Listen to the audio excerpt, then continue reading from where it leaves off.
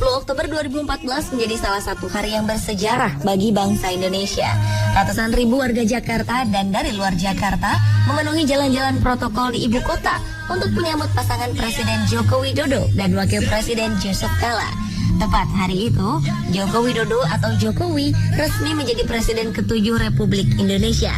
Pelantikan ini juga membuat On The Spot malam ini memutar kembali kehidupan Presiden Indonesia dari masa ke masa. Inilah 7 fakta Presiden Republik Indonesia versi On The Spot. Dari Sabang sampai Merauke, ia adalah merupakan satu kesatuan kebangsaan. Sejak kecil, Kusno Sosrogiharjo, seorang anak yang terlahir di Surabaya, Jawa Timur, sering sakit-sakitan. Akhirnya nama Kusno pun diganti menjadi Soekarno. Nama ini diambil dari seorang panglima perang bernama Karna dalam kisah Baratayuda. Tidak hanya pergantian nama di masa kecil, ketika dilantik menjadi presiden, Soekarno mengganti ejaan lama namanya karena menurutnya namanya itu adalah ejaan penjajah Belanda. Namun nama pada tanda tangan tidak dirubah, karena itu adalah tanda tangan yang sama ketika menandatangani naskah proklamasi yang asli. Tentang nama, Soekarno yang juga populer di luar negeri tiba-tiba mendapat tambahan nama Ahmad Soekarno, yang akhirnya menjadi nama salah satu jalan di Mesir. Sang presiden pertama Republik Indonesia tersebut memang terkenal dengan pidato-pidatonya yang lantang dan berani. Hal itu membuat Soekarno tidak hanya dipuja rakyat, tetapi juga dibenci oleh sebagian golongan. Ia pernah beberapa kali mengalami percobaan pembunuhan. Salah satu yang menghebohkan adalah ketika menghadiri acara bazar di sebuah sekolah di Cikini pada 30 November 1957.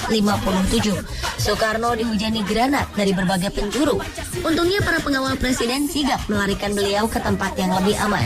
Ciri khas penampilan Soekarno ketika menjabat sebagai presiden Indonesia adalah baju militer dan tongkat komando yang selalu dibawa kemana-mana. Ternyata ada 3 macam tongkat komando yang dibawanya pada saat-saat tertentu. Tongkat pertama dibawa pada saat kunjungan ke luar negeri. Tongkat kedua digunakan pada saat berhadapan dengan para jenderal. Sedangkan tongkat ketiga dipakai setiap kali ia berpidato. Jika terburu-buru, Soekarno selalu membawa tongkat komando yang biasa dipakai untuk berpidato. Banyak spekulasi tentang tongkat ini. Sebagian berpendapat tongkat tersebut merupakan rahasia kesaktian Soekarno yang selalu lolos dari percobaan pembunuhan.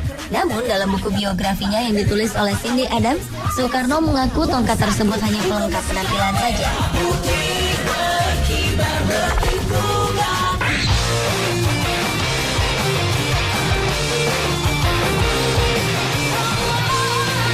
The Smiling General. Julukan ini diberikan para pemimpin dunia kepada Soeharto yang berkuasa di Indonesia selama 32 tahun.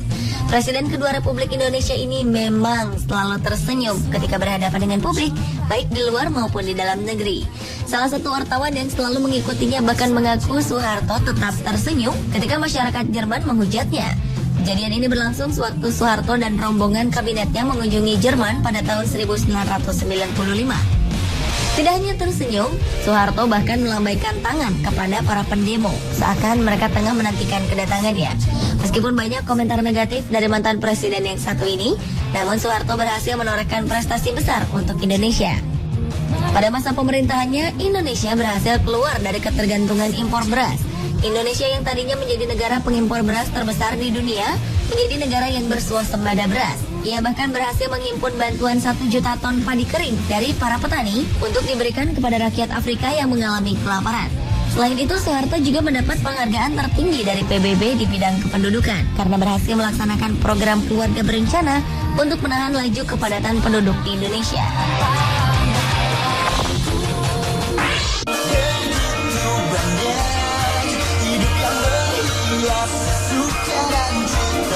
Baharudin Yusuf Habibie merupakan presiden ketiga Republik Indonesia menggantikan Soeharto. Berbeda jauh dari pendahulunya, Habibie adalah presiden yang paling singkat masa jabatannya, 1 tahun 5 bulan saja. Krisis moneter dan pergolakan politik pada tahun 1998 hingga 1999 menimbulkan perpecahan di seluruh Nusantara. Untuk meredam kekacauan tersebut, Habibie mengeluarkan Undang-Undang Otonomi Daerah yang memberikan kesempatan bagi daerah-daerah di luar Jakarta untuk berkembang. Pada masa pemerintahannya, Habibie sering kehilangan kesabaran dan cenderung bertindak cepat. Para menteri pada masa itu mengaku merasakan semangat berdemokrasi jika Habibie memimpin sidang kabinet. Semakin panas perdebatan antara para menteri, Habibie semakin bersemangat memimpin rapat. Menjadi presiden di masa peralihan dari rezim Orde Baru ke era demokrasi memang sangat berat. Pertanggungjawaban Habibie sebagai presiden ditolak oleh sidang MPR. Salah satunya karena Timor Timur lepas dari wilayah Indonesia. Menyadari kekurangannya, Habibie dengan lapang dada menerima dan memutuskan tidak akan mencalonkan diri lagi sebagai presiden. Setelah itu Habibie keluar dari dunia politik dan lebih banyak berkarya di bidang ilmu pengetahuan dan teknologi. Kecerdasan presiden ke Indonesia ini memang di atas rata-rata. Ia memiliki 46 hak paten dunia di bidang teknologi penerbangan. Belum ada yang menyamai prestasi itu. Doktor dari Jerman ini juga berhasil membuat sebuah pesawat untuk NASA, organisasi pemerintah Amerika yang berhubungan dengan luar angkasa. Untuk Indonesia sendiri, ia merancang sebuah pesawat N250 yang dikerjakan oleh 100% insinyur Indonesia. Kalau tidak ada krisis moneter, pesawat ini diramalkan bisa mendominasi dunia penerbangan kategori turboprop.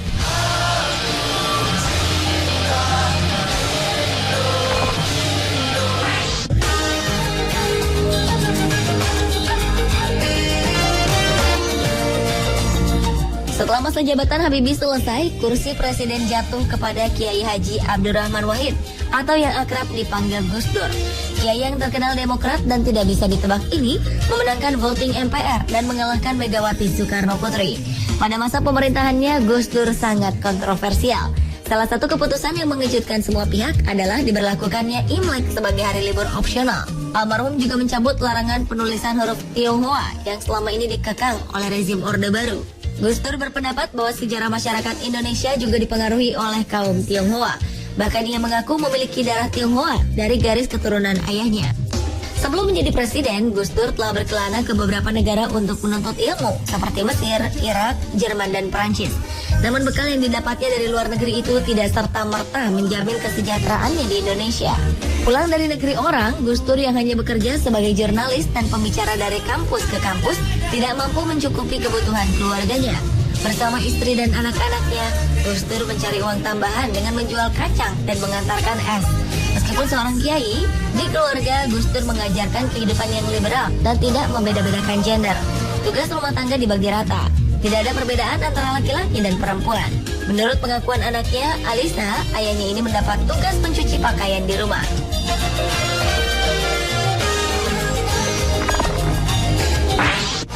Anak Indonesia. Selanjutnya adalah Megawati Soekarno Putri, sang presiden Indonesia yang sangat mengidolakan ayahnya sendiri. Karena itu, sejak muda ia sudah terjun ke dunia politik. Untuk melatih kehidupan sosial politiknya, Megawati bergabung dalam Gerakan Mahasiswa Nasional Indonesia atau GMNI. Gerakan ini merupakan gerakan mahasiswa beraliran Marhainisme atau memperjuangkan hak-hak orang yang tertindas. Disinilah dia bertemu dengan sang suami, almarhum Taufik Kemas. Setelah itu mereka pun bergabung dalam Partai Demokrasi Indonesia atau PDI. Melewati perjuangan politik yang cukup panjang, akhirnya Megawati terpilih menjadi presiden wanita pertama di Indonesia, menggantikan Kiai Haji Abdurrahman Wahid. Terpilihnya Megawati menjadi sorotan dunia karena pemimpin negara wanita memang jarang. Bahkan Amerika Serikat yang mengklaim negara liberal dan demokratis pun belum memiliki presiden perempuan. Banyak yang mengira ketika Megawati menjadi presiden, ia akan menuntut balas tindakan rezim Soeharto kepada Bung Karno dan keluarganya. Ternyata Megawati masih menghargai hukum di Indonesia. Ia tidak pernah ikut campur dalam penyelesaian kasus rezim Soeharto dan memaafkan penindasan yang pernah dilakukan terhadap keluarganya.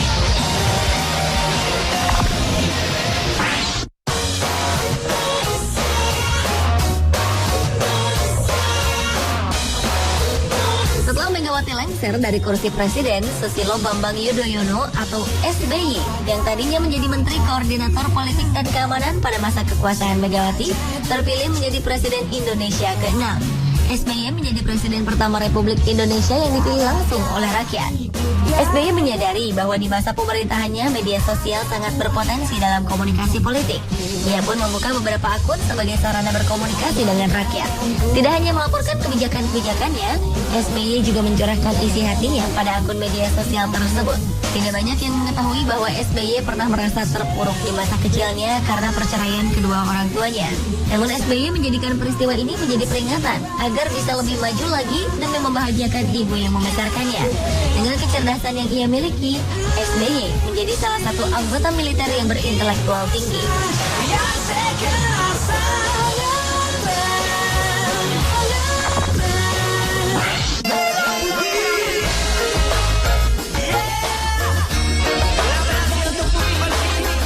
Presiden Republik Indonesia yang ketujuh adalah Joko Widodo atau Jokowi. Terpilih menjadi presiden memang tidak pernah menjadi cita-cita seorang Jokowi. Dengan kecerdasan yang ia miliki, Jokowi berusaha menyelesaikan pendidikannya hingga mendapatkan gelar sarjana dari Fakultas Kehutanan Universitas Gadjah Mada. Proses menyelesaikan pendidikan ini juga tidak gampang dilalui. Beberapa kali Jokowi mengalami kendala keuangan. Berdagang, mengojek payung, dan menjadi kuli panggul adalah pekerjaan yang ia lakoni semasa kecil. Namun dengan semangat yang tinggi, Jokowi berhasil menjadi pengusaha kayu dan mengirim hasil produksinya hingga ke Eropa. Ada sebuah hobi Jokowi yang belum terlaksana di Istana Negara sejak ia dan keluarga menempati istana tersebut. Belum ada kodok-kodok berkeliaran di sana. Pasalnya, selain kucing, Jokowi juga suka menangkap kodok dan melepaskan mereka di pekarangan rumah. Ketika menjadi wali kota Solo dan gubernur DKI Jakarta, Jokowi juga melepaskan kodok-kodok di pekarangan rumah dinasnya. Ketika hujan datang, ia senang menikmati paduan suara kodok yang membuat suasana rumah menjadi lebih natural. Karir politik Jokowi bermula ketika menjadi wali kota Solo. Berbagai gebrakan ia lakukan hingga menentang atasannya sendiri, Gubernur Jawa Tengah Bibit Waluyo. Pada waktu itu Bibit menyindir Jokowi sebagai orang bodoh karena menolak pembangunan pusat perbelanjaan lahan bekas pabrik es Sari Petojo. Menurut Jokowi, pembangunan tersebut akan menggusur pasar tradisional rakyat. Tindakan ini membuat namanya menjadi lebih populer. Dari wali kota Solo, Jokowi beranjak ke Jakarta dan terpilih menjadi Gubernur DKI Jakarta. Pemirsa, itulah 7 fakta Presiden Indonesia. Terima kasih atas pelayanan presiden-presiden terdahulu. Dan selamat bekerja Presiden Joko Widodo. Harapan rakyat bergantung di pundaknya.